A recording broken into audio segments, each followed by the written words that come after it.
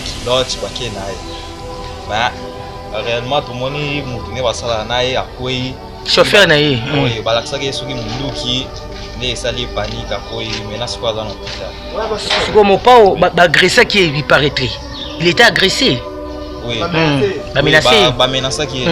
parce que bakangie na kilote bakoti na catch bakie naye na titamba baina motoka ngamu na orienter bango yo mutu au secourir chauffeur akofi oui ngamu na secourir na yokude akwebo batiki ndana position latérale de sécurité yango na tiaki na position wana ti to zedi moke kechi baba mimi na kam ndeko moni état na eza ndenge ni critique il respirait non eza critique d'accord na tindio ke lukamoto kamaye oyeba nene omema mutu po akende osamba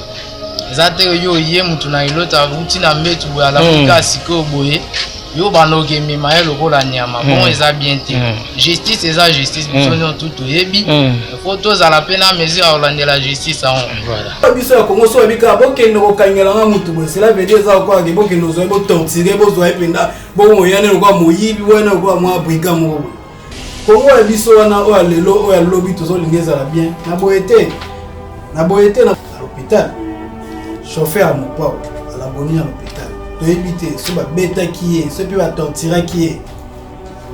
Congo na bité passe ba okina so état de droit ngo toyebi te tant so bakangi eza na commission ya censure wana na bambo tant so basala kala kofuta na chanson moko tant so $100 kofuta na chanson moko $200 musala asala ke yebani te yamabe o mopao lobaki ezalaki wana te ezalaki ata moke te oyo toye kotelemela boyebaka ndenge nini ya koyaka koluka ata mosusu justice ya Congo eza soni ya justice ya Congo ntango tozobanda kopesa explication ntango mosusu na Cameroun mobe ntango mosusu ivoirien mo toexplike bakangi mopao pourquoi bakangi Koffi Olomide pourquoi ntango tolinga topesa explication na biso moko bato tolinga topesa explication ntangi bacongolais tozokango soni kopesa explication ke bakangi parce que mpona badroit na ye. Ici Koffi Olomide. Je voudrais vous parler de ce qui se passe, mais beaucoup plus de ce que nos dirigeants africains noirs sont sans action, sans réaction par rapport à cela, à cet esclavage.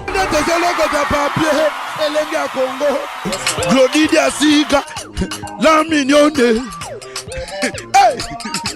La mignonne. Tracy Mbelenga bro. Tracy Mbelenga bro. Kata.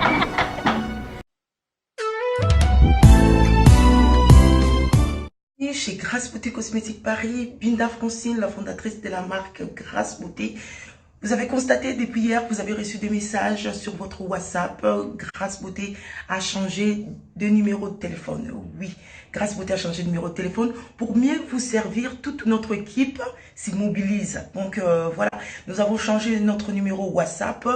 Le numéro d'avant, c'était uniquement WhatsApp. Maintenant, vous pouvez aussi nous appeler en appel normal. Surtout, ne vous inquiétez pas. Nos clients, donc clientes, partout dans le monde, c'est toujours Grâce Beauté Cosmétique Paris au service de votre peau. Vous pouvez nous contacter sur notre numéro WhatsApp au 006 23 22 60 et 13. 60 et 13. Voilà. Pour ce pas la biso, à la solution là. Au bangate. Donc maman, utiliser des produits, il y a hydroquinone, javel, tube, sulfate. Au bangate, dernière chance ya posonayo et ça la Grâce Beauté. Tout ça là kaba produit naturel à base de fruits pour la réparer ba poso. Ba papa bobo salate pour la mandef to réparer kapé ba bouton ya mandef. Ba mama toza wana pour la arranger poso, pour la sa uniformité. Kolongola ba nduta kolongola ba tâche. Donc boya bozala bienvenue à Grâce Beauté. Wow!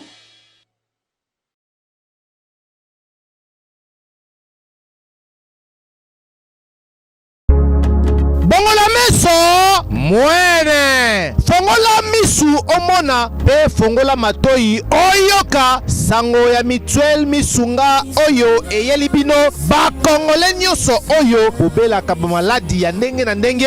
oyo bozali pe na makoki ya kozwa ba soins de santé te ezala awa na mboka na biso to pe na libanda ya mboka na biso. Pona yango esengeli koyeba kaka ke na $5 na yo ya pamba oyo okobanda kofuta chaque fin ya mois okobanda kozwa ba soins de santé awa na mboka na biso même na libanda ya mboka na biso soki maladi na yo esengi bongo pe check up okobanda kozwa yango chaque semaine kaka ndenge yo moko olingi ya kosamba pete mbezali te bino moko botala mama Colette oyo azalaki kobela kasi maladi na ye esengaki ke akende kozwa soins de santé na libanda ya mboka tala ndenge Mutuelle Misunga ezwaki en charge na nyonso kobanda Kinshasa bino moko botala ndenge azali komata pepo awa na aéroport ya Njili destination bondimela ngai Afrique du Sud mboka ya Mandela précisément na Johannesburg wapi tango akitaki logement na ye ya qualité ezalaki na maboko ya Mutuelle Misunga bino moko botala condition pardon ya kosamba kuta ezate e bongo check up na ye na Afrique du Sud to pe ba examen na ye evalaki kaka na maboko ya Mutuelle Misunga bino moko botala ndenge babali kosala ye contrôle ya nzoto donc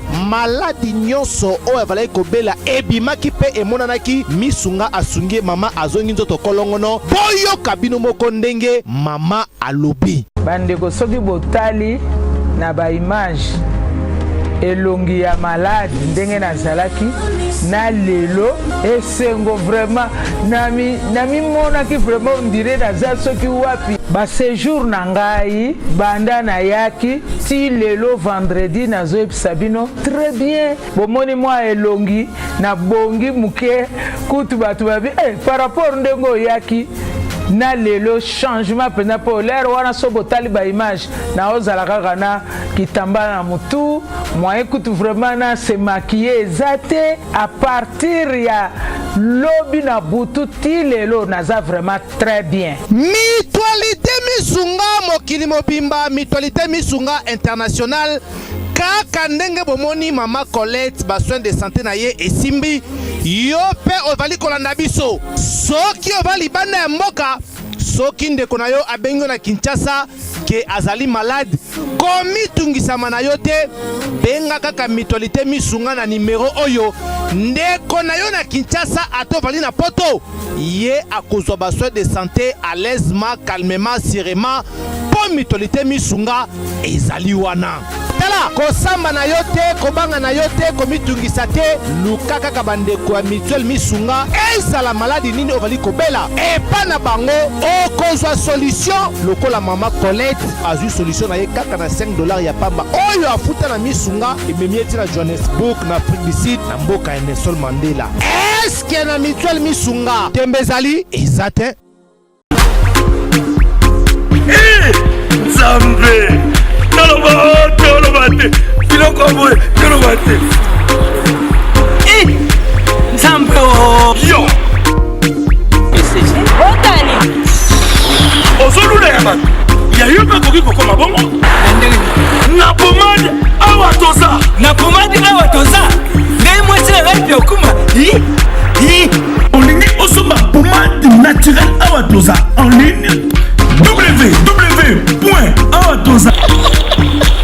Soit appelez au numéro 00 33 75 11 10 975. Bonne adresse Yakosomba Pomade Awatoza 70 rue Marcadet 18e arrondissement métro Marcadet ligne 4. Pomade Awatoza esalami na bana mboka ba congolais na banzete ya mboka Congo bokeba na pirate mpona kovingisa bamole mipende sima pe tolo somba gamme ya pomade Awatoza mase yango na baparti oyo olingi evimba nsima ya 3 mois osu résultat Fali la pomade Awatoza mase yango epakomina kiboko na pomade Awatoza Sali bana monde c'est partout besoin de juste on est comme très simple pour la même magique d'autres on a dit la main d'or bana monde c'est tout besoin de la aux États-Unis France Belgique partout bah citation à nous ça dépend un bonjour, bonsoir, on est surtout tous en a 4 et comme TV avec T10. Donc auto sur les gens sur la tête pour toi condamner ça juste de sur les solo ya vient biso mon pas par rapport à l'arrestation na oyo basala ki on a ba norme te oyo zo senga penza te pour un artiste munene lokwa mon pas mokonzi ba ko kangela façon wana na magondo bongo donc comme tino na niveau que non vieux apporter plainte na avocat na et total qui en lobby. J'espère émission bosso na ça qui prend l'examen. C'était la première fois dans ça qui émission wana et on l'examen ba image wana. Ça image monter ça par hasard ce qui triqué non. Image na zoa qui on pena niveau ya Kinshasa batinenga. J'espère tout ba na émission wana. Première émission image le qui on ngam na diffusion. Na longi ya Congo TV na diffusion parce que on na Kinshasa. Donc ndeko alendele mutatinda ki ba image wana malgré yemo okuta ko tsagante par rapport à vitesse de la chaîne. Abiso ça qui est fort ya okotisa on a pesi mbote na moi na caméra kuna mettre Romero jam asimbi caméra lelo donc ya bino T10 to continuer donc ito sola affaire ya Mopao lelo to sola ni affaire ya Mopao problème o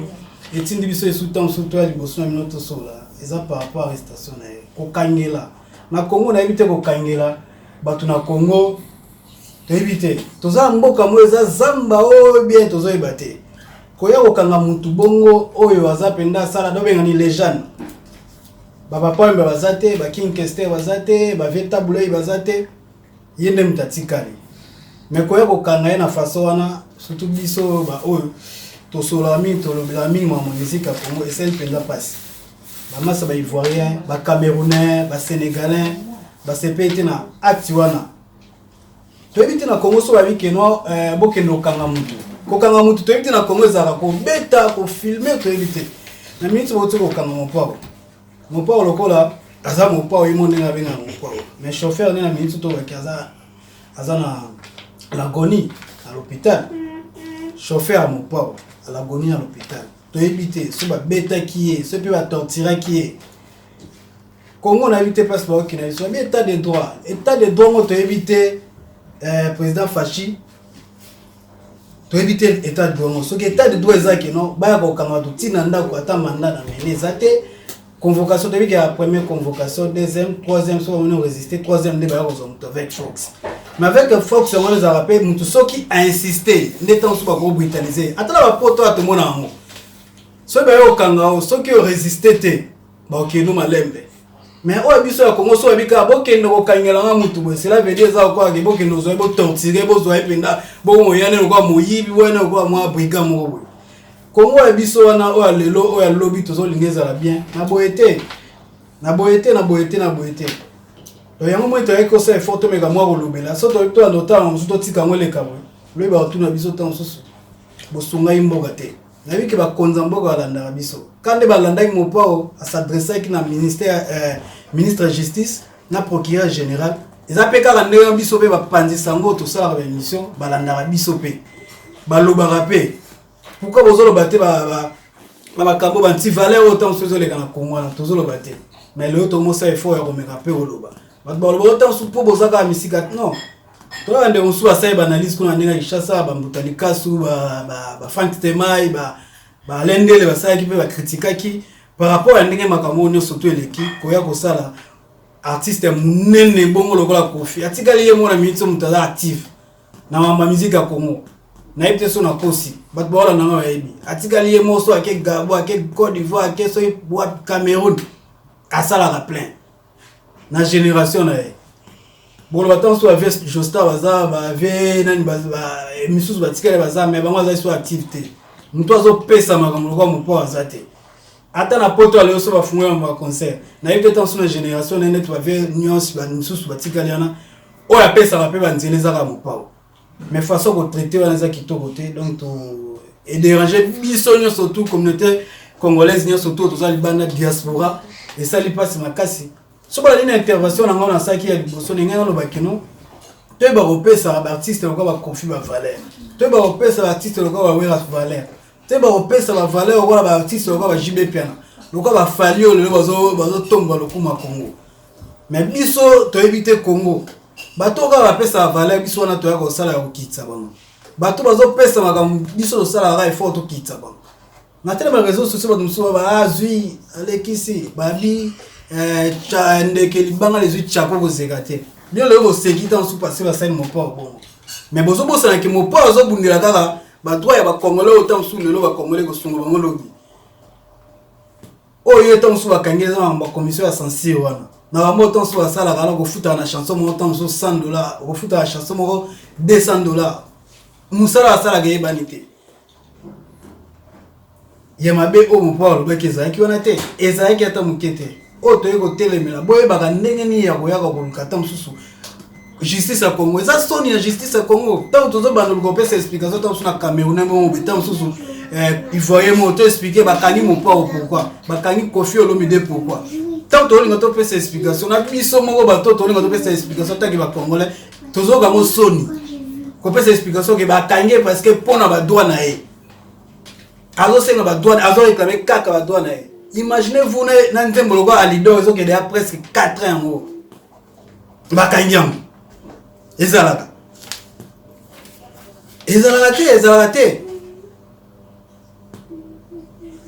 te mukete bato nyonso to balingaka mopao loko ba Francis Mateta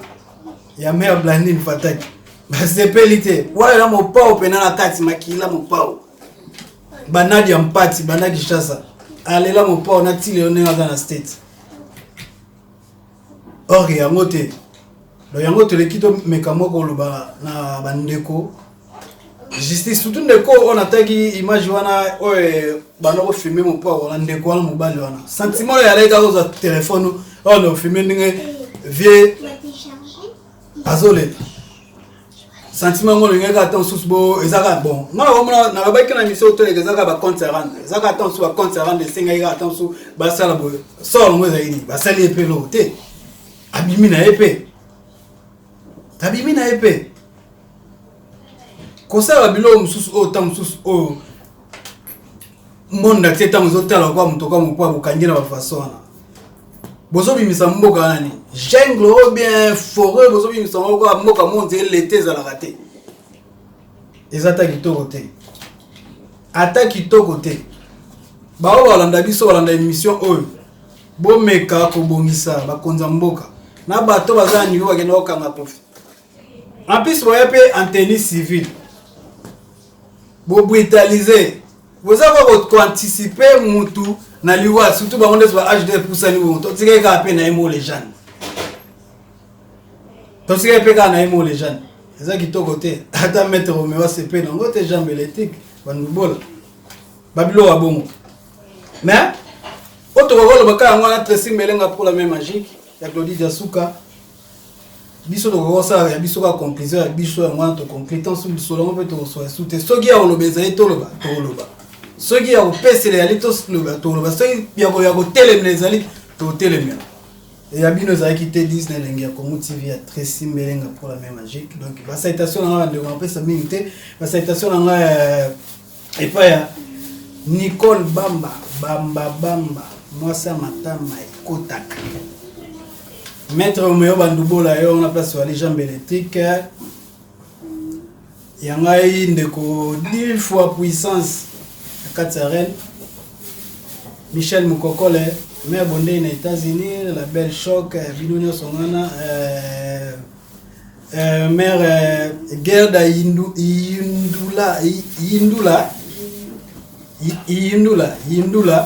maman na Gaël la citation place wali ndana ba excellent belé na ebiti na bosengelo moko pona na epengle wana pona bandeko toso ba tuna pona bobi pona chauffeur ya mopao aza gravement malade donc na signaler place wana aza gravement malade parce que a torturé qui est bébé lo wa saïté ou beta qui est na minute aza hospitalisé. Donc la citation va tenir sur la ninga tout ça bien les Congo TV Tracy Melenga po to kuta mikolo ekoya donc soki nzambe a bateli merci bye. Elenga Congo Claudie Diasuka la mignonne la mignonne Tracy Melenga bro Tracy Melenga bro kata